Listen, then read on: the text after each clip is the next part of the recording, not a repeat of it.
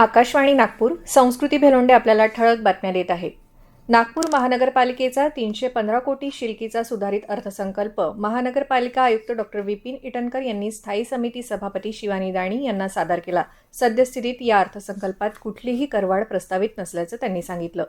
देशाची LPG सिलेंडरची दैनंदिन गरज 50-55 लाख असताना आता ही नोंदणी 70 लाखापर्यंत गेली आहे. अफवांवर विश्वास ठेवल्यानं ही परिस्थिती उद्भवली आहे. त्यामुळे नागरिकांनी घाबरून जाऊ नये आणि गरजेपेक्षा जास्त सिलेंडर खरेदी करू नये असं आवाहन पेट्रोलियम मंत्रालयाच्या सहसचिव सुजाता शर्मा यांनी केलं आहे. नागपूर शहरात व्यावसायिक तसंच घरगुती गॅस सिलेंडरचा कोणताही तुटवडा नाही. त्यामुळे नागरिकांनी घाबरण्याचं कोणतंही कारण नसल्याचं आयुक्त डॉक्टर विपिन इटनकर यांनी पत्रकार परिषदेत स्पष्ट केलं.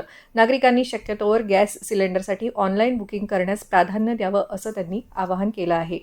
नागपूर इथल्या महाराष्ट्र अंध बेरोजगार कल्याणकारी संस्थेतर्फे दृष्टिबाधित महिलांकरता महिला दिन कार्यक्रमाचं आयोजन करण्यात आलं आहे. रविवार दिनांक 15 मार्च रोजी सकाळी 11 वाजता नागपुरातील श्री गुरुदेव सेवा मंडळ अग्याराम देवी चौक सुभाष रोड इथं हा कार्यक्रम होईल. कार्यक्रमाच्या प्रमुख अतिथी म्हणून सविता मोहनमते उपस्थित राहणार आहेत. अध्यक्षस्थानी कीर्ती बडोले असून कार्यक्रमाचं उद्घाटन ॲडव्होकेट सुषमा भड करतील.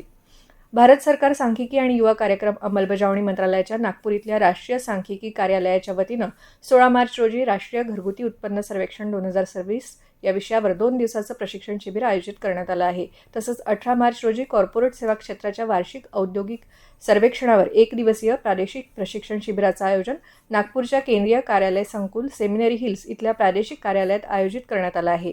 कार्यशाळेचं उद्घाटन 16 मार्च रोजी सकाळी 10 वाजता NSO पश्चिम क्षेत्र कार्यालय नागपूरचे उपमहासंचालक श्रीनिवास उप्पला यांच्या हस्ते होईल. नागपुरात आज 39 अंश सेल्सिअस इतक्या तापमानाची नोंद करण्यात आली. मागील 24 तासात अकोला इथं 42 अंश सेल्सिअस तर अमरावती इथं 42.2 सेल्सिअस इतक्यात कमाल तापमानाची नोंद करण्यात आली आहे. याबरोबरच हे बातमीपत्र संपलं. यापुढील बातमीपत्र उद्या सकाळी 10:58 प्रसारित करण्यात येईल. नमस्कार.